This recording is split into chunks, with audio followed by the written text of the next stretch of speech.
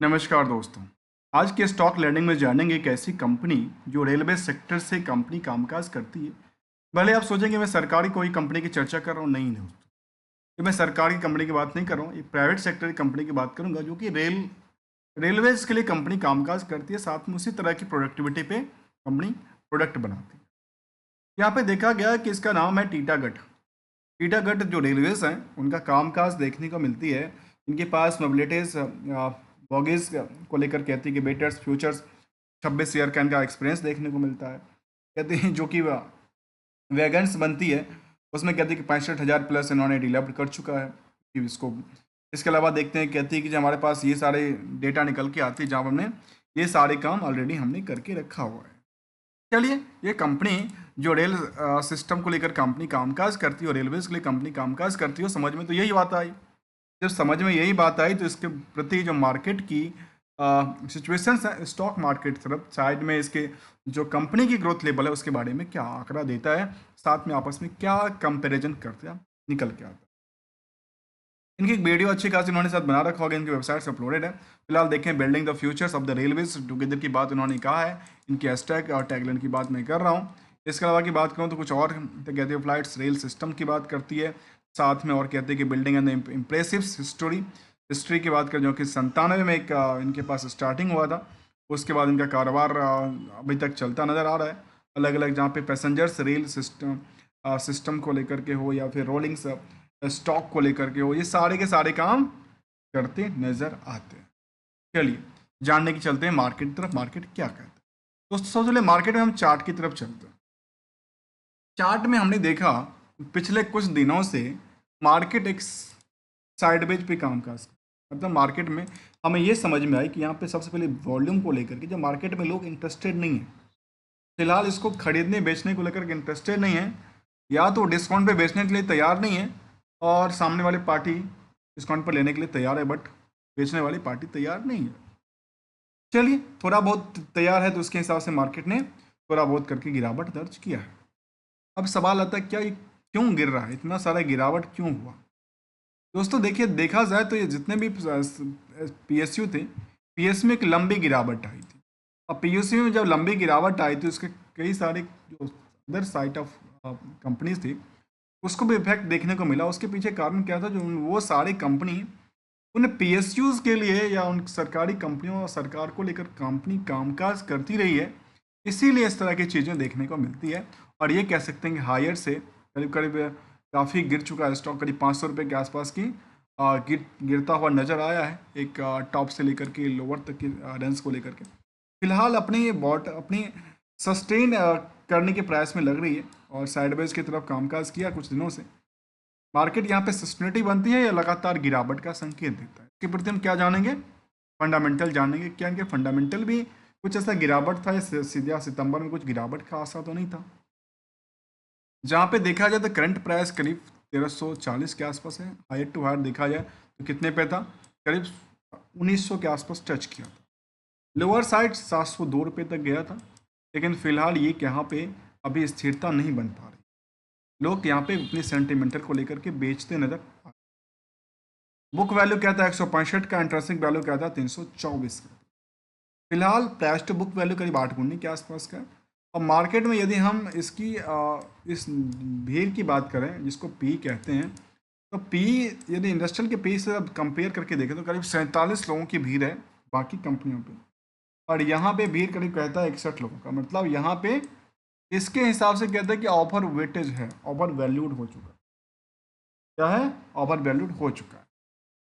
क्या और गिरेगा, इसके लिए हम क्या जानेंगे, इसकी फंडामेंटल के एक एक एस्पेक्ट को जानने की प्रयास करें। जहाँ पे पहली क्वालिटी के बारे में कहते हैं कि ईपीएस जो कि 21 रुपये के आसपास 22 रुपये के आसपास अर्निंग करता है। समझने वाली बात ये, जो 2 रुपये का नोट सिक्का है, 2 रुपये का सिक्का 22 रुपये की अर्निंग करके देता है। सोचने वाली बात है कितने गुना हो गया। इसके बेसिस पे मार्केट में भीड़ करीब 61 लोगों की भीड़ है, जिसकी वजह से मार्केट की यह हर मार्केट क्या बनाए करीब 18,000 करोड़ को, जो कि नंबर ऑफ शेयर कहता है 13.5 करोड़। जहाँ पे अर्निंग की साइड में देखा है तो आरओसी कहती है करीब 25% के आसपास का, आरओई की बात करते हैं करीब 18% का। और इस ईपीएस से कनेक्शन 2 पॉइंट्स को लेकर किया, जिसका नाम है डेट टू इक्विटी, दूसरे का नाम है कंट्रीब्यूशन। इन दोनों का आपस में ईपीएस से गहरा संबंध है। कैसे? क्योंकि इसमें से ऐसा कुछ पार्ट है समरी डेटा के हिसाब से जहाँ पे पीएल के पार्ट में है और कुछ पार्ट इन द बीएस का है। मतलब पीएल हमेशा क्या होता है? एक दिखावा होता है। पीएस ने आपने दिखा दिया, बुक कर दिया, लेकिन उसकी हकीकत कहाँ बयां करता है? उनकी हकीकत मिलेगा आपको बैलेंस शीट। इसलिए हम क्या करेंगे, इन सभी एस्पेक्ट को एक एक करके समझने के प्रयास करेंगे। जो कंपनी टीटागढ़ जो रेल सिस्टम है, इस पर ऑलरेडी मैंने 2 बार स्टडी किया था, शायद हमारे दूसरे चैनल पे अवेलेबल होगा, जो पर्सनल्स वाली है। यहाँ पे देखा जाए तो कंपनी कहती है कि formally in the Titagarh wagons limited था। इसके अलावा बाद में इसका नाम चेंज किया गया, जिसका नाम टीटागढ़ रेल सिस्टम्स बनाया गया।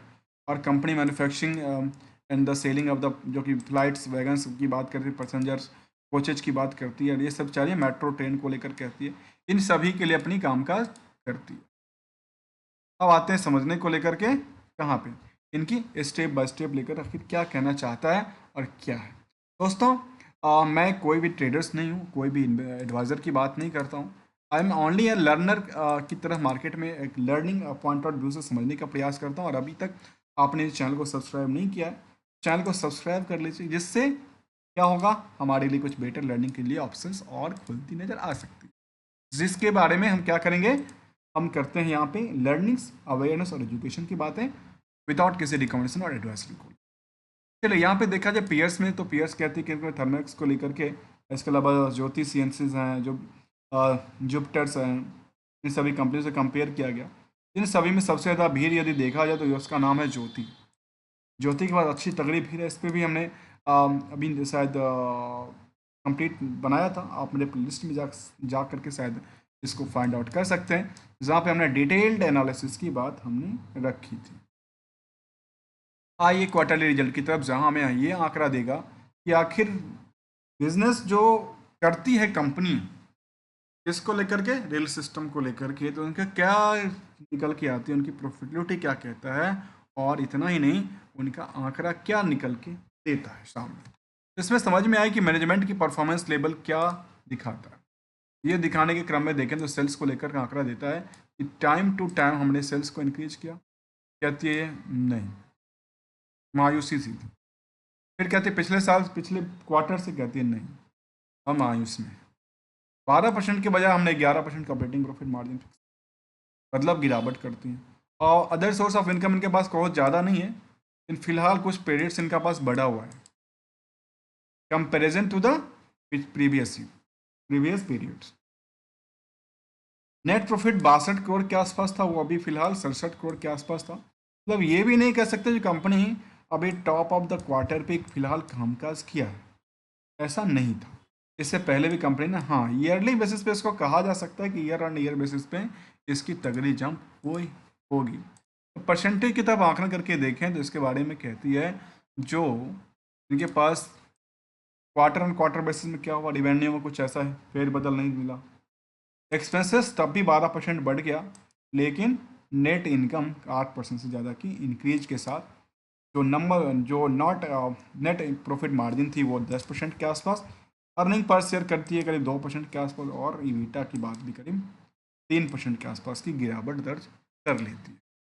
जब ये सब गिरावट दर्ज कर लेती है तो प्रॉफिट ईयर ऑन बेसिस का क्या आंकड़ा देता है, इसके बारे में कहती है मैनेजमेंट की परफॉर्मेंस लेवल। जो सेल्स में तो गिरावट हमने किया था, लेकिन क्वार्टर में हमारे पास कई बार गिरावट हो गई थी, लेकिन हम ईयर ऑन ईयर बेसिस में गिरावट नहीं की है।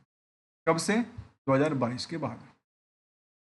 यहाँ से इन्होंने तगड़ी जंप लिया था 2022 के बाद, जबकि ऑपरेटिंग प्रॉफिट 11% से चेंज करके 9% आया था। 9 से उन्होंने 12% पे डेवलपमेंट किया। प्रॉफिट का भी आंकड़ा जो था, कहते हैं करीब करीब कितना था, 1 करोड़ नुकसान में था, वहाँ 286 करोड़ तक का कंपनी प्रॉफिट बुक कर, मतलब एक सोचने वाली बात है, प्रॉफिट बुक करती है और उसके पीछे हमें पता है क्या जाना, क्योंकि इसके हम हमेशा कहते हैं प्रॉफिट बुक्ड की थी। इसके पीछे हमें रिकन्सिलेशन समझना पड़ेगा, जिसके लिए हमें बैलेंस शीट की फिगर भी चाहिए, तो हम समझने के प्रयासरत रहेंगे। जहां ये देखा गया कि ईयर ऑन ईयर बेसिस पे कंपनी का रिवेन्यू मॉडल में करीब 38% की उछाल आई। रेस्ट चल देखा ऑपरेटिंग एक्सपेंसेस 13%, नेट इनकम करीब 119%, नेट प्रॉफिट मार्जिन 58% के आसपास, और जो अर्निंग पर शेयर था वो भी करीब 108% उछाल के साथ। इवेटा में करीब करीब कितना का 73% की उछाल देखने को। ये था इसका आंकड़ा।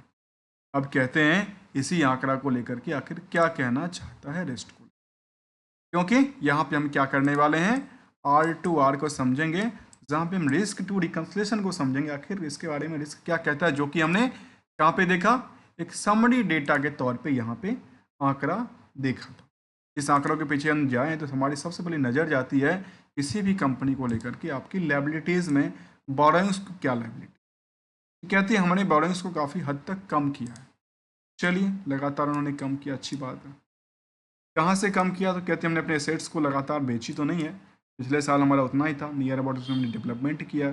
इसके अलावा यहाँ पे देखने को मिलता है कि इनके पास other assets, other liability, other assets के अंदर काफ़ी ज़्यादा पड़ा हुआ है। आखिर इसमें क्या क्या यहाँ पे देखने वाली बात यह है, जो इनके पास जो अदर रिसीवेबल्स हैं, ट्रेड रिसीवेबल की बात करूँ तो वो कहती है 533 करोड़। जो 533 करोड़ के आसपास का है, उसका आंकड़ा ये देता है, इसमें इनके क्लाइंट कौन थे। क्लाइंट में हमने देखा कि इनके पास मोस्टली क्लाइंट कौन है, शायद या तो गवर्नमेंट की कंपनियां हैं या फिर गवर्नमेंट्स हैं, जो रेलवे सेक्टर में कंपनी कामकाज करती है। इसके अलावा की बात करूँ तो इनमें क्लाइंट के अलावा डेटर्स के डे की बात क्या करती है, जहाँ पे रिस्क फैक्टर को दिखाता है कि आखिर पैसा कितने दिन में आएगा, क्लाइंट कितने पैसा देता है, कितने माह रखता है, कितना डूबता है। यहाँ कहते हैं 2 महीने में पैसा आता है, यहाँ पे कोई रिस्क फैक्टर की बात नहीं करता, यहाँ पे कोई भी रिस्क फैक्टर की बात नहीं करता। जब नहीं करता है तो हमने ये देखा कि करीब 533 करोड़ के आसपास की बात करें तो 530 करोड़ मान लेते हैं फिलहाल, एक राउंड ऑफ फिगर को लेकर के। 530 करोड़ एक फिगर है, 3850 करोड़ एक फिगर है। इसके अलावा की बात करें तो यहाँ पे आती है 286 करोड़। इन तीनों को डेटा को देखने के बाद क्या पता चलता है, इनका जो डेटर्स रेशियोज हैं वो क्या कहता है, और प्रॉफिटेबिलिटी रेशियो क्या कहता है। जहाँ प्रॉफिटेबिलिटी रेशियो कहता है नियरली 200% से ज़्यादा, नियरली कह सकते हैं कि 250% के आसपास, नियरली 250% के नियरली पहुंचा हुआ है, ज़्यादा नहीं, 250% के आसपास नियरली पहुंचा है प्रॉफिट बुक के वैल्यू से डेटर्स का कंपेरेटिव वैल्यू। जबकि यदि हम इसको इस तरफ देखें, बैलेंस शीट की तरफ फिगर आउट को देखें, इसमें कहता है जो टाइम टू टाइम के हिसाब से देखें तो इसमें देखने को ये मिलती है, तो 23 के आंकड़ा से 24, 23 से 24, जबकि यहाँ से जो इसका गिरावट था वो गिरावट था, इससे यहाँ पे गिरावट था, मतलब 23 इनके लिए थोड़ा सा कम निकल के आया, लेकिन दोबारा मार्केट ने सस्टेन के करने के साथ 24 में अच्छी खासी उछाल देखने को मिली है। यहाँ पे ये देखा गया कि इनको लेकर के करीब करीब जो कैश और शॉर्ट टर्म का पार्ट था उसमें 500% के आसपास उछाल देखने को, जो टोटल एसेट्स की पार्ट थी उसमें 58% के आसपास उछाल देखने को मिलता। लायबिलिटी में अच्छी बात ये थी कि यहाँ पे इन्होंने लायबिलिटी को कम किया, अर्थात इनके लिए क्या हुआ, एक अच्छी सी ग्रेडिंग की बात किया, मतलब यहाँ पे अपने लायबिलिटी को भी कम करती नजर आ रहा है। अब आते हैं इसको ये समझे हैं तो इनकी हिस्टोरिकल डेटा फ्रेम क्या कहती है, तो इसके बारे में ये आंकड़ा देता है, जो सेल्स में करीब करीब लास्ट कुछ पीरियड से लगातार जंप हुआ, जितना इनका प्रॉफिट सेल्स की जंप थी उससे कई गुना की रफ्तार से इनका प्रॉफिट का सिलसिला बढ़ा है। स्टॉक प्राइस भी लगातार इंक्रीज किया है, रिटर्न इक्विटी भी लगातार नियर अबाउट कह सकते हैं लास्ट में करीब 20% तक टच करने वाली थी, लेकिन वो टच नहीं कर पाई, 20% के 10% से लुढ़क के रह गए।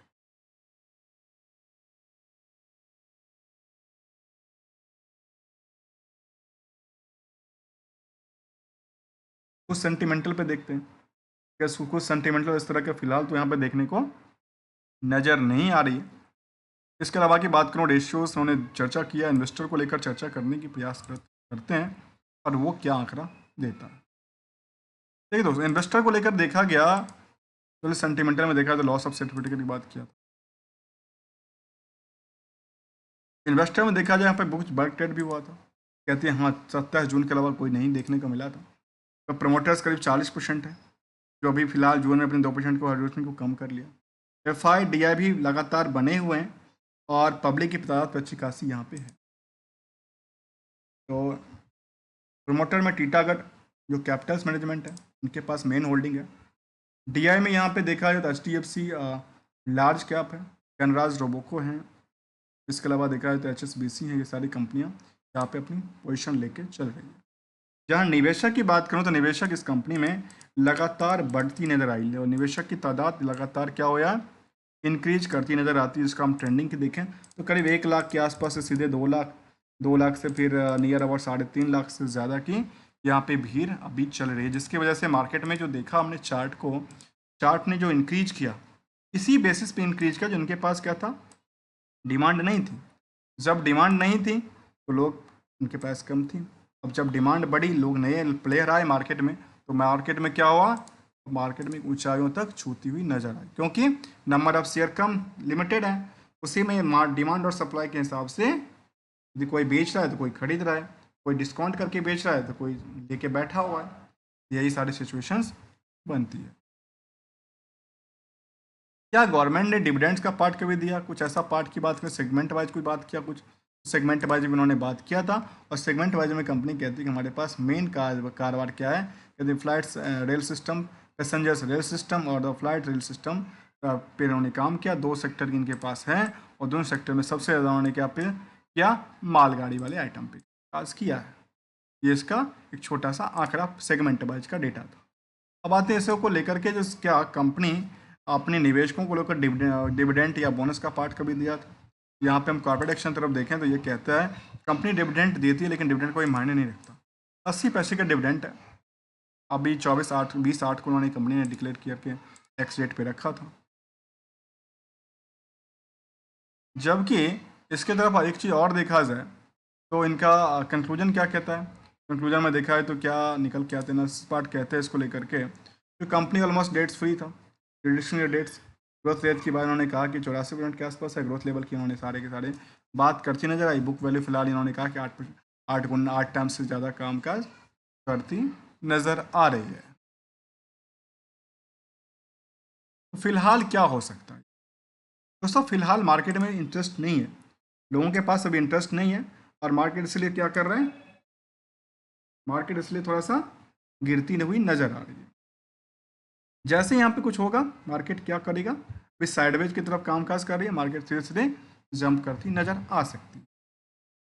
ओके, सेगमेंट में बाकी सारे सेगमेंट में थोड़ा सा पिछड़ा हुआ है, इसलिए कंपनी की थोड़ा सा पोजीशन में, बाकी फंडामेंटल में इनके पास कोई ऐसा फंडामेंटल हमें ऐसा देखने को नजर नहीं है जहाँ पे इन्होंने पिछड़ती हुई बात रखी। अब आते हैं जो आप निवेशक को दिया क्या, सवाल याद है निवेशक को दिया क्या, फिर हम गोल्डन रूल की तरफ चलेंगे। तो निवेशकों को देने वाली चीज़ों में पिछले 1 महीने में ये देखने को मिला करीब 6% गिरावट थी।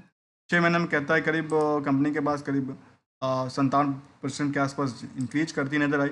1 साल में 74% की जंप, 5 सालों में कह सकते हैं कि 2900% के आसपास की उछाल देती हुई नजर आई। अब आते हैं गोल्डन रूल की तरफ, आखिर गोल्डन रूल कंपनी के बारे में क्या कहता है। मार्केट में हमेशा ट्रेडिंग होता है, हमेशा ही एंट्री और एग्जिट का पीरियड होता है।